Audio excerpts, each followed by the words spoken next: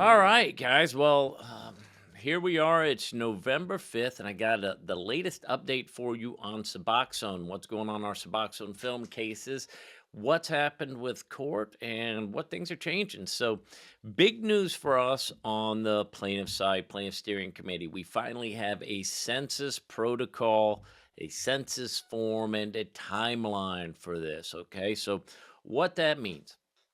Doesn't mean a lot for you guys as our clients, right? People making claims. What that means for us is we got to get all your information to the defense now. We got to get information regarding your proof of use that you actually used the Suboxone film, the name brand Suboxone film, and we've got to get your proof of damages. Hey, what happened to you? What's wrong with your teeth? And this is what we've been asking you guys for all along because we knew this time was coming, right? So now we've got a timeline kicking. We got 270 days from the entry of this recent order in order to provide the information requested by the census. Okay.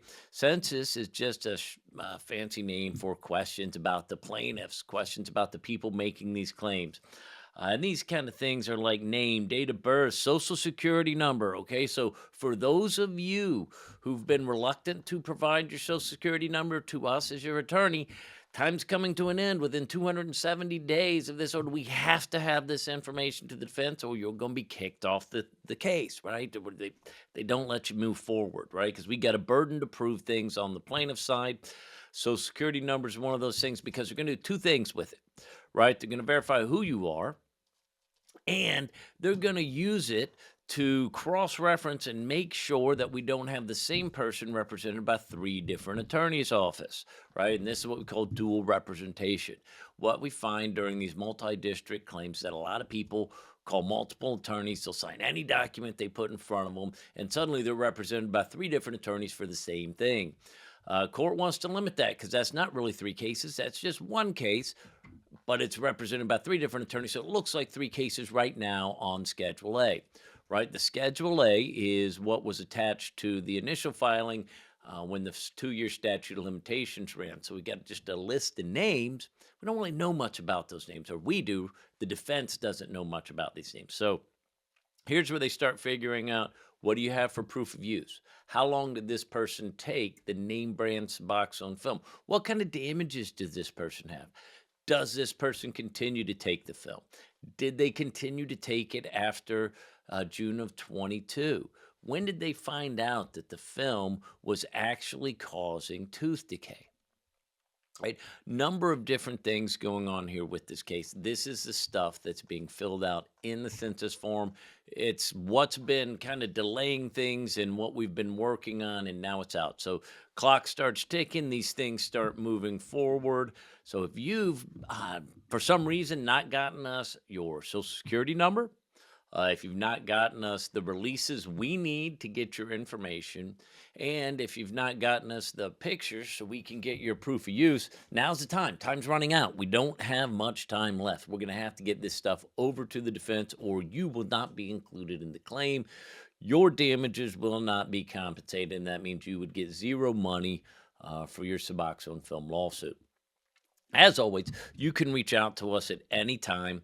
We're happy to answer questions, but this is the update, right? Not a lot for you. You are going to have to sign. This is a new document we got here. Not that you need to read it right now, but there is a court-ordered HIPAA release, right? So right now, you signed a HIPAA release for us. That's a Health Insurance Privacy and Protection Act release. That's what allows us to get your medical records. We send those records to the defense, but the defense doesn't have to take our word for it. As you can imagine, they don't just have to trust the plaintiffs. The defense has a right to go get those records on their own and verify that what we gave them are actual true and correct copies of your records and not just something we created in our office.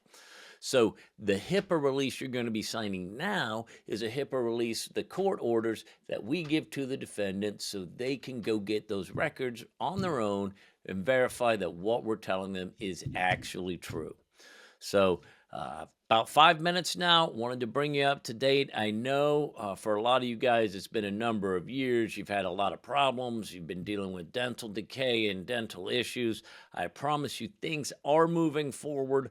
As with all multi district litigation, all cases like these, they don't move quick. We want to move it as quick as we can, but the process, by very nature of the laws that surround it, the rules that apply to it, it sometimes moves slowly. And you got to remember, right? For each one of us on the plaintiff side, for every attorney that's over here trying to push it forward, there's someone on the other side trying to accomplish the opposite. They're trying to keep you from getting compensated, trying to defend the wrongdoers out there. So it's a battle. It's ebb and flow. But right now we're moving forward. We got to get these censuses completed and move on to the next step. I will let you know a little bit more in our next update. Once again, we are honored to represent you. We promise to keep you updated on anything that happens. And as always, feel free to log on to Lawsuit Legal News if you need any updates or want any information in addition to what we had in this video. We appreciate representing you. And thanks from all of us at Dolman Russo.